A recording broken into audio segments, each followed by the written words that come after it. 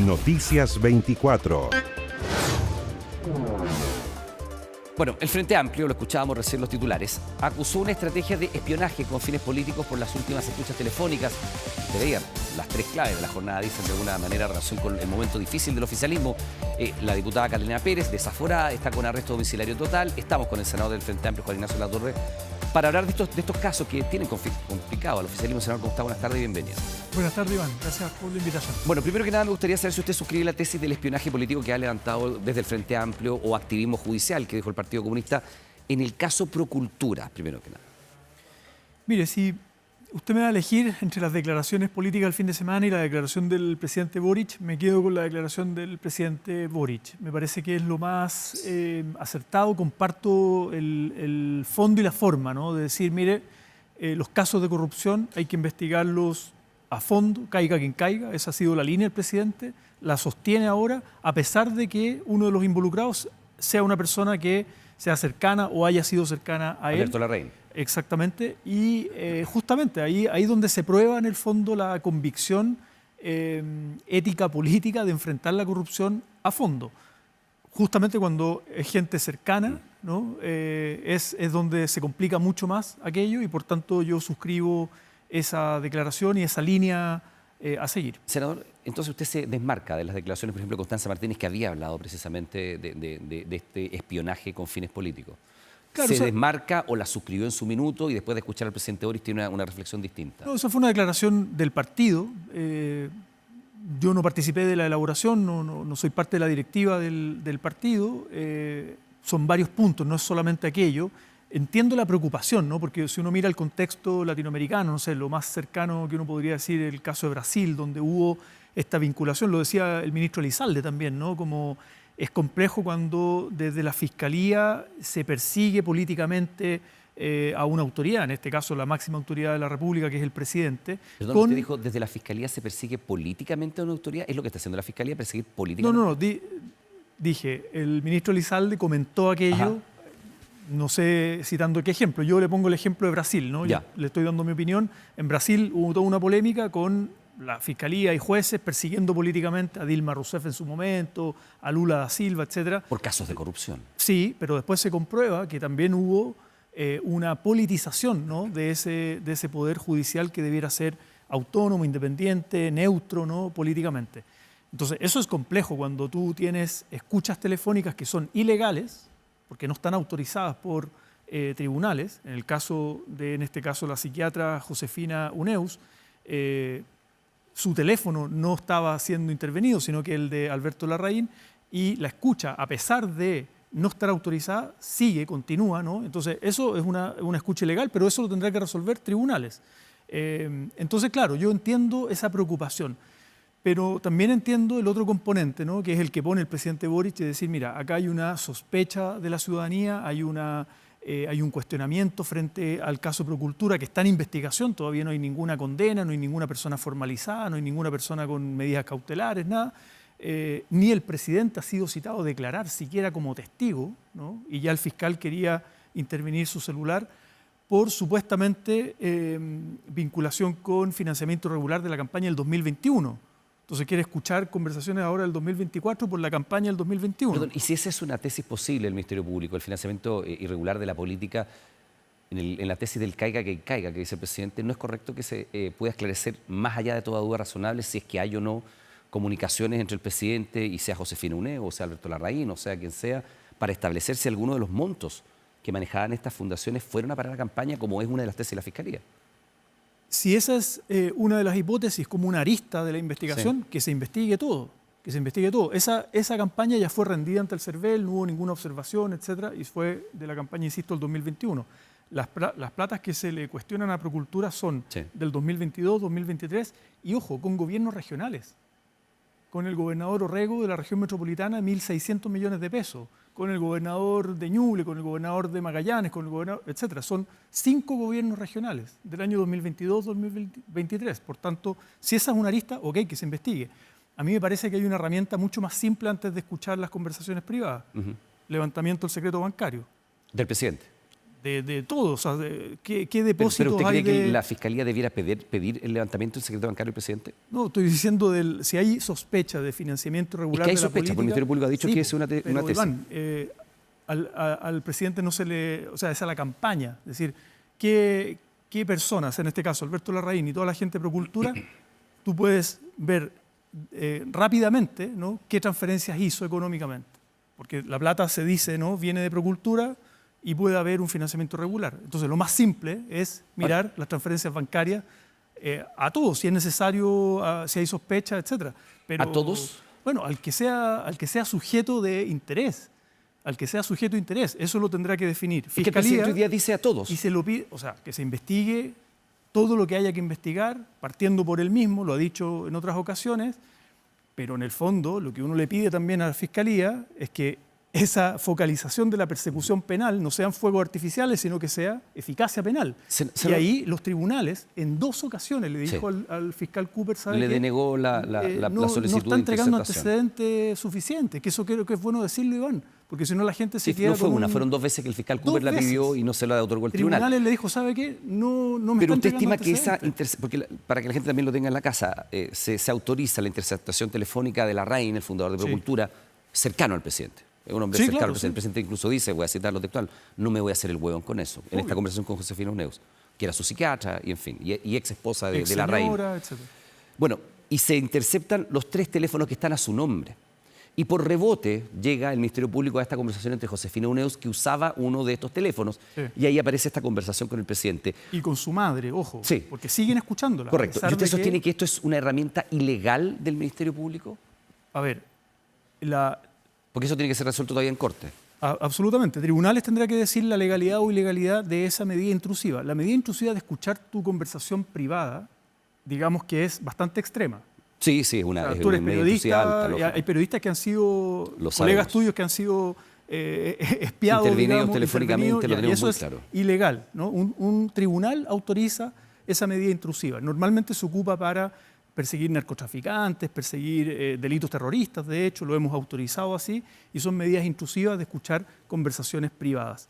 Cuando tú te das cuenta que estás siguiendo una conversación de un teléfono que no está autorizado, que es el que está usando la ex señora de Larraín, Es y que lo sí está escuchas- autorizado ese número, no la persona que en esa... Claro, pero el cuando- número está autorizado. El número sí, pero cuando te das cuenta que quién es el... sí, 2 más 2, ¿no? Cuando te das cuenta que quien contesta el teléfono, quién llama, etcétera, es la persona que lo está usando y lo usa varias veces, no solo para hablar con el presidente, sino con su mamá, con amigas, etcétera. Bueno, ahí hay el tribunal tendrá que decir si esa escucha telefónica es legal o no. Y luego, la filtración, que luego entra en la carpeta y quien filtra, también es ilegal.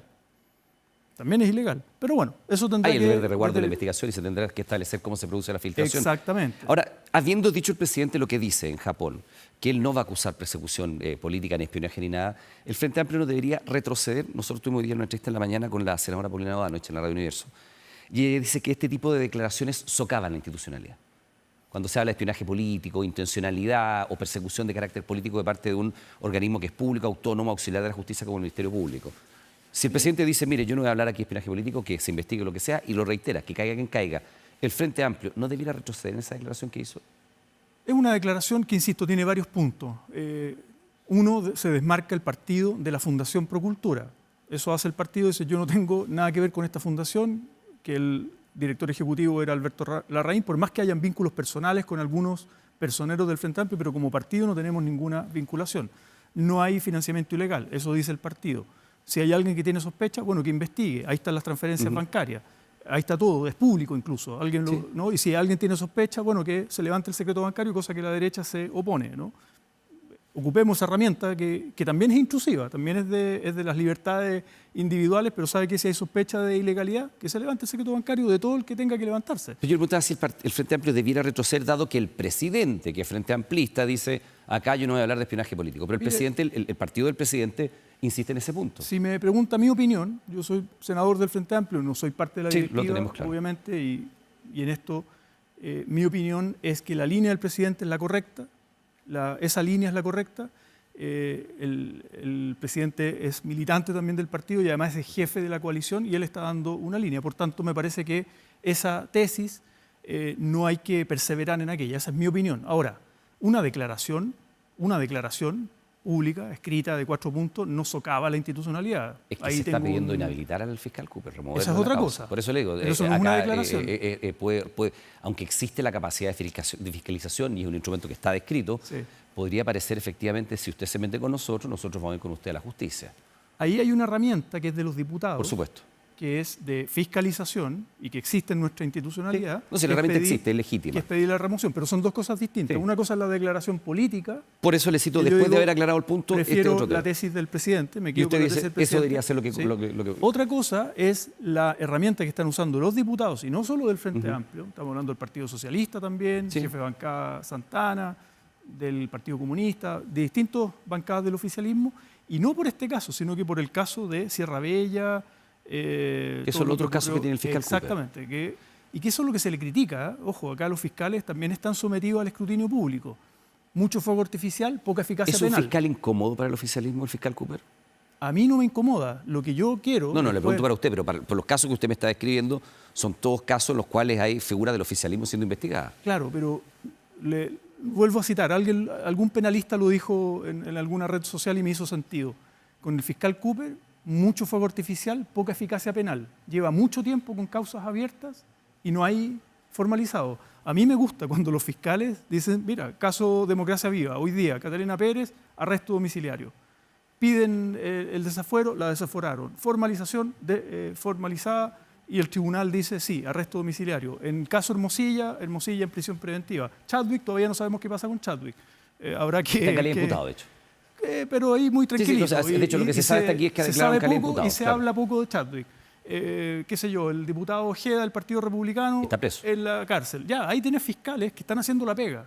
Fiscal Cooper como que todavía no demuestra mucho, ¿no? Y O sea, lleva ¿usted harto tiempo. esperaría del fiscal Cooper que declarara algunas medidas ya... Bueno, él pidió medidas intrusivas plazos de bien investigación. extremas, bien extremas, de vamos a pinchar el teléfono del presidente de la República, con todas las implicancias que eso tiene en términos de seguridad nacional, etcétera. Y el tribunal le dijo 2 veces que no. Entonces, algo pasa con su desempeño, pero bueno, él es fiscal, también el fiscal nacional tendrá que evaluar ese desempeño y lo que uno espera es que cuando hay casos de corrupción, la Fiscalía, la unidad de anticorrupción, llegue al fondo, pero haya eficacia en la persecución penal. Y ha pasado harto tiempo. en su Senador, investigación. usted, entonces, porque usted cita las palabras del ministro Elizalde a propósito de los casos de persecución política judicial y cita el ejemplo de Brasil. Y por lo que usted... Yo pongo el ejemplo de Brasil, Elizalde no lo dijo. Usted está poniendo el digo ejemplo. de Brasil, Y sí. usted, por la descripción que me está haciendo ahora, es poner el foco en el fiscal Cooper. Y yo le pregunto si es un fiscal incómodo. Usted me dice tiene muchas luces, pocos resultados. ¿Hay un ánimo político en la investigación del Ministerio Público que lleva adelante el fiscal Cooper? ¿O usted ve algo así porque lo ha citado? Desconozco. Lo que uno ve es que hay mucha filtración de sus causas y poco resultado. Uno esperaría que, junto con las filtraciones, que ya hemos visto son un patrón común del Ministerio Público para todos los casos, digamos, que se filtra todo en la prensa, ok, pero con resultados. Con el fiscal Cooper, poco resultado. Senador, evidentemente no es fácil olvidarse de las frases como la de Giorgio Jackson y el estándar moral distinto y todo ese discurso que el Frente Amplio lleva adelante. No más amigos, no más pituto, no más amiguismo, y que finalmente vemos que, solo por citar el caso de Procultura, Procultura que sí funcionaba y que el presidente tenía dudas en esa conversación con Josefina Udeo, dice, no sé si trabajan o no, y ella le dice sí, 90% de seguridad. Pasa de tener asignaciones de 181 millones de pesos, después de 300 millones de pesos, a tener 2.000 y tantos millones de pesos cuando el gobierno llega a la moneda. Entonces uno dice, bueno, ¿qué explica un salto cuántico de estas características? Una fundación que manejaba un presupuesto de 180 millones de pronto aparece con 2.000 y tantos millones porque hay una relación de cercanía con el presidente, porque de pronto se pusieron más creativos, tienen más proyectos, porque tiene una ambición territorial distinta. Hay elementos que no son analizables desde el punto de vista político. ¿Qué mirada tiene usted sobre eso? Ya vamos a ir a Democracia Viva, que naturalmente ahí ya hay avances judiciales. A ver, efectivamente a uno le causa sospecha como una fundación que venía trabajando hace tiempo, Sí. con el gobierno Piñera, tenía su proyecto en Lota, que era como lo más conocido, patrimonio, etcétera. Con montos, comillas, bajos para una fundación. Claro, 200 millones, 300 millones, etcétera, y pasa a... Lo multiplica por más de 10 veces. Exacto, pero ahí hay un punto que es no menor, y creo que es bueno resaltarlo, Iván, también por transparencia, no es de trato directo, en todos esos Sí. casos, estamos hablando como 6.000 millones de pesos, en su gran mayoría son gobiernos regionales, para que la gente que nos está viendo en la casa, los gobiernos regionales son autónomos a la hora de asignar recursos. El gobernador regional baja un proyecto y el CORE, junto con el CORE, vota y dice, este proyecto sí, a este le vamos a dar 1.200 millones, a este le vamos a dar 300, a este le vamos a dar 500, etc. Orrego, que conocía, de hecho Alberto Larraín venía de la militancia de la democracia cristiana, trabajó con Orrego en Peñalolén, etc., va y le pide 1.600 millones de pesos. De los cuales hay 1.000 que no han sido rendidos. Exactamente. Para un programa de prevención del suicidio adolescente. Y entonces, uno dice ahí, bueno, ¿qué está pasando con esa fundación? Algo decía Josefina Uneus en términos sobre de esta el carácter bicicleta. de la persona. Sí, el carácter, pero además esta bicicleta financiera. Para pagar los sueldos. Para pagar sueldos, para hacer caja, etcétera. Pero por otro lado... Pero, senador, disculpe, una apreciación política. ¿A usted no le el... parece sospechoso que una fundación que tenía asignaciones por 180 millones de pesos antes de que el Frente Amplio llegara al gobierno de pronto salte a 2.600 millones? Iván, me parece sospechoso, reglón seguido, quien da esa plata son los gobiernos regionales. Entonces la pregunta es, porque en el fondo dice, el gobierno del Frente Amplio le entrega la plata a Larraín. No, pues, Orrego no es del Frente Amplio. El gobernador del Ñuble tampoco es del Frente Amplio, el de Magallanes tampoco es del Frente Amplio. Entonces, ¿qué? La hipótesis es que por la cercanía de Larraín con Boric... De la cual aparentemente él se jactaba. Entonces ahí puede haber... De hecho, el presidente reconoce en esta conversación que incluso pensó para él como ministro de Desarrollo Social. Exacto. Y ahí se lo bloquearon, digamos, ¿no? Por la misma Isquia, por recomendación de Josefina, lo que aparece también en los chats. WhatsApp. La misma dice, oye, no es buena idea esto. Y ella critica incluso la contratación de Irina, ¿no? en la Fundación Procultura el año 2021, antes de que asumiera el gobierno. Entonces, la pregunta es, ¿cuánto hay de gestión del personaje en términos de decir, ¿sabes qué? Yo soy amigo del presidente y voy, golpeo la puerta y presento proyectos? Es una posibilidad. A la hipótesis que algunos plantean de decir, no, el gobierno está interviniendo directamente para que le asignen eso. Pero también la pregunta puede ser, senador, ¿cuánto del amiguismo que dijo el Frente Amplio que no iba a llegar a la moneda se instaló? Democracia Viva, la cercanía del presidente con Larraín es evidente, Procultura. Si vamos a Democracia Viva, que también le queremos preguntar sobre eso, a propósito del arresto domiciliario total de la diputada Catalina Pérez, tenemos a su expareja y a su ex jefe de gabinete, entonces es bastante evidente que el Frente Amplio también ha instalado a sus cercanos en puestos relevantes. O sea, desconocer aquello me parece que no tiene mucho sentido. Sin duda alguna, la pregunta es... Por eso se dejó el agua, es que el presidente hizo campaña diciendo que se acabó el amiguismo. No más pitutos, nadie puede llegar a un cargo de poder por ser amigo, familiar o pareja de alguien. ¿Esa promesa se cumplió o los hechos porfiados la han votado? A ver, yo creo que nos ha tocado enfrentar crisis muy brutales de decepción y de indignación. Sí, yo creo que comparto la indignación de la ciudadanía cuando dice, oiga, ¿de esto qué se trata, no? Esta gente que además está usando de fundaciones sin fines de lucro, para platas para sectores vulnerables de la población, etcétera, para otros fines. Pero, por favor, Iván, nuevamente le pido, lleguemos a un consenso de que acá, en el caso al menos de Procultura, porque Democracia Viva creo que es distinto y ahí hemos hecho una condena política de militantes. En este caso no hay militantes del Frente Amplio, pero sí cercanía con el presidente, en términos de decir, ¿sabe qué? Los gobiernos regionales le entregaron plata y harta plata. Vamos a Democracia Viva. Y eso hay que investigar. Vamos a Democracia Viva, ¿le parece? ¿Usted hace cuánto dejó de tener contacto con la diputada Catalina Pérez o sigue teniendo contacto con ella? No, yo perdí completamente contacto hace más de un año, un poco cuando se genera esta polémica, ella misma sale en los medios criticándome de que yo... El rol que usted había jugado. Claro, y que le había quitado el respaldo, ¿no? Y decía que este era un problema de hombres que le estaban haciendo pagar el costo a ella.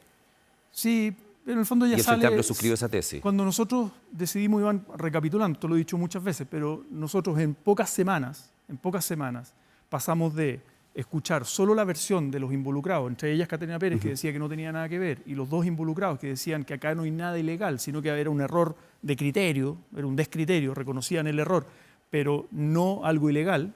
Esa es la información inicial que teníamos nosotros como directiva, sin todos los antecedentes que tenemos más de un año y medio después, con todas las declaraciones, los WhatsApp, las escuchas telefónicas, etcétera, toda la investigación que tiene Fiscalía. Y por tanto nosotros en pocas semanas decidimos expulsar a los dos involucrados, suspender a Catalina Pérez y presentar una querella que sigue activa hasta el día de hoy. Es decir, la querella por la cual Catalina Pérez está también hoy día enfrentando la justicia con arresto domiciliario es en parte la querella que pusimos nosotros. ¿Ella está hoy día con la militancia suspendida del Frente Amplio? No. Ella estuvo un año suspendida. Esa fue la sanción inicial que se le dio al comienzo, insisto, Iván, sin tener todos los antecedentes que tenemos hoy día. Hoy día es fácil decir, mira, pero los antecedentes iniciales eran muy distintos. Y ahí se le suspendió por un año.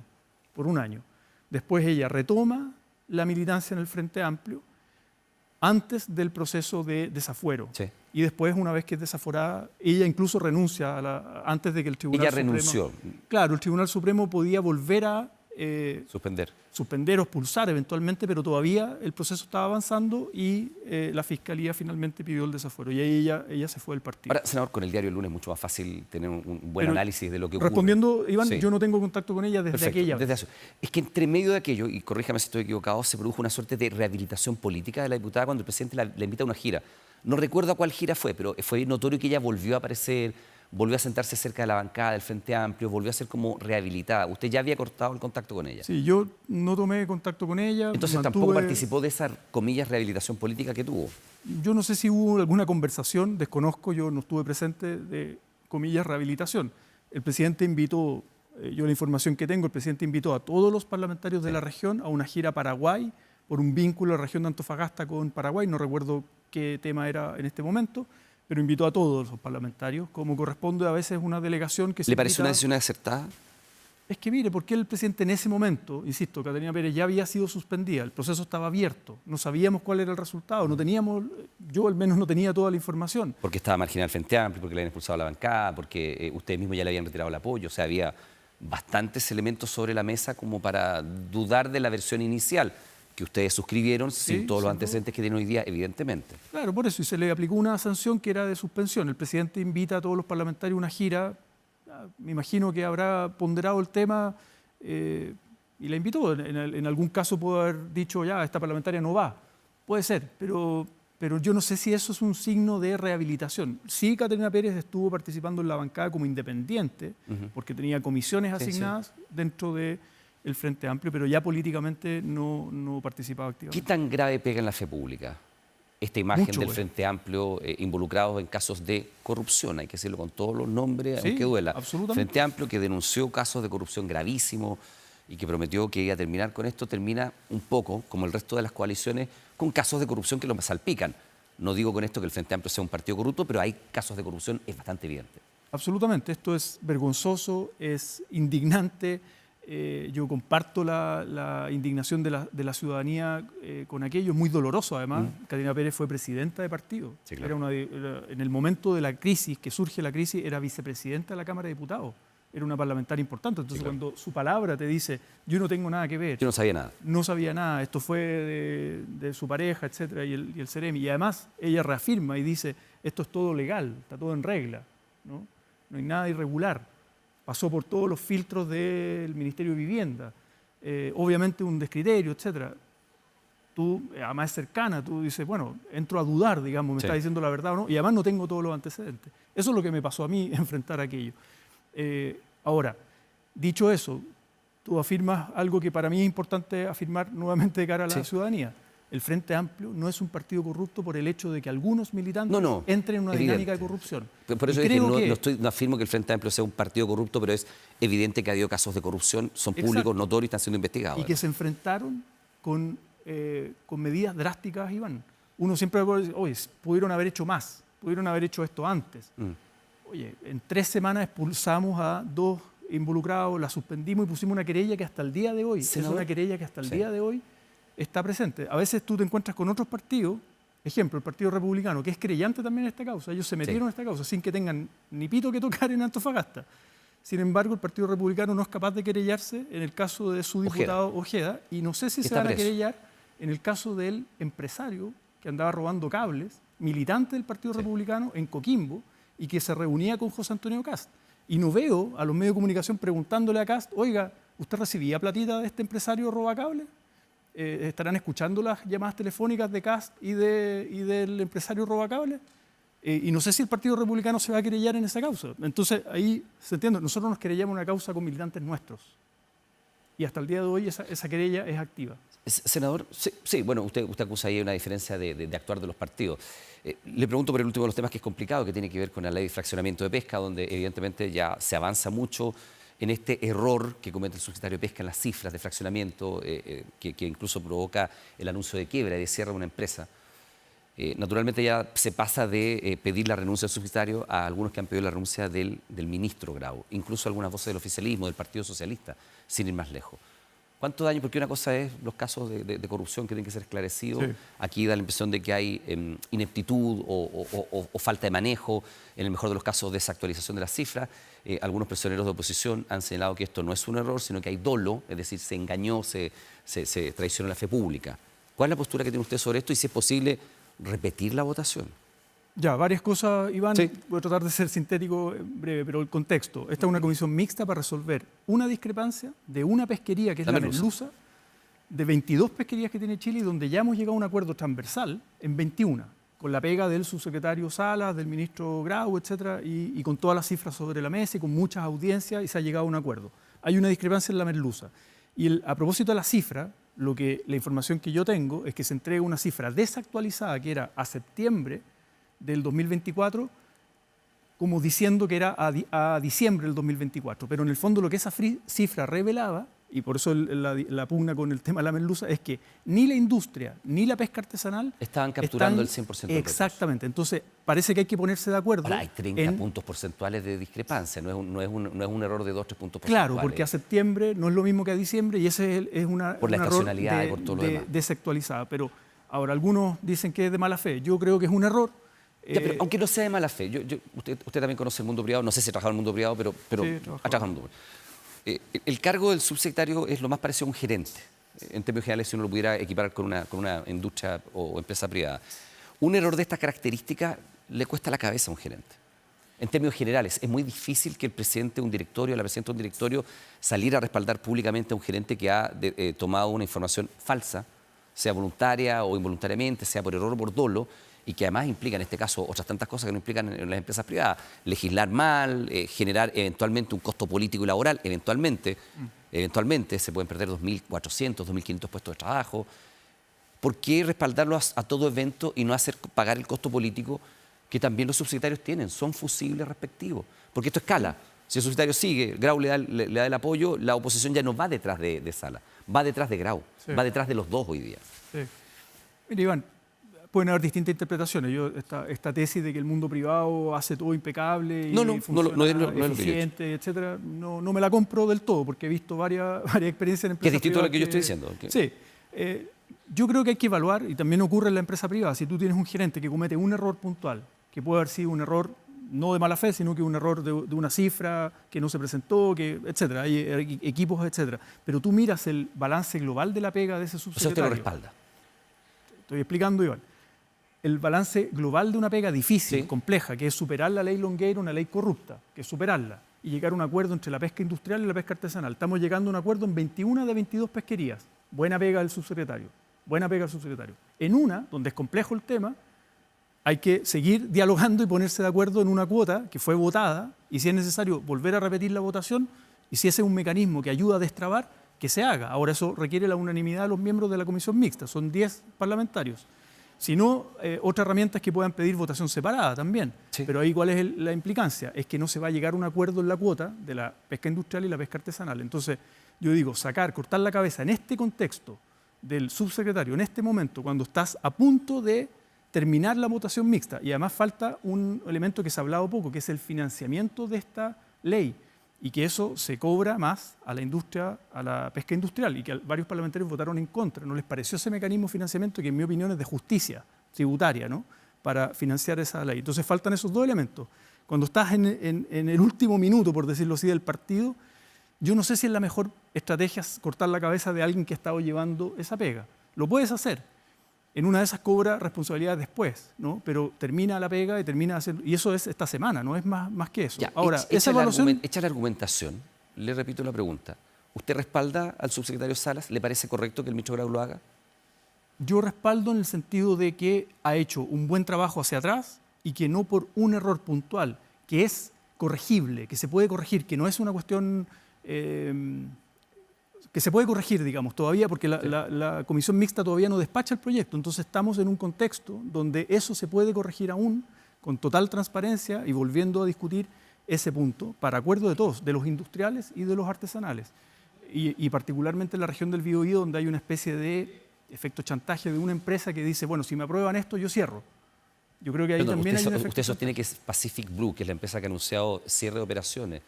está chantajeando al Lo poder han dicho político? varios parlamentarios. Pero no, yo le pregunto lo que estaba diciendo Sí. usted sostiene que hay un chantaje. Yo creo que hay un efecto chantaje porque tú estás diciendo, si usted me aprueba esto, yo voy a cerrar y por tanto echo a mis trabajadores a la calle a protestar, etc. Entonces, en vez de decir, oiga, busquemos un acuerdo que sea razonable, que la propia industria sea capaz de capturar la cuota que le corresponde, pero que también la reparta equitativamente con la pesca artesanal. Esa conversación no veo esa voluntad de la empresa esta en particular, de la región del Biobío, pero obviamente la variable empleo tiene que ser parte del acuerdo de la comisión mixta y el financiamiento de la comisión mixta también. Bueno, temas complejos que están sobre la mesa, pero es importante analizarlos. Senador Juan Ignacio Latorre, como siempre, le doy las gracias por estar junto a nosotros. Gracias, Iván. Que esté muy por la bien. invitación igualmente. Muy amable.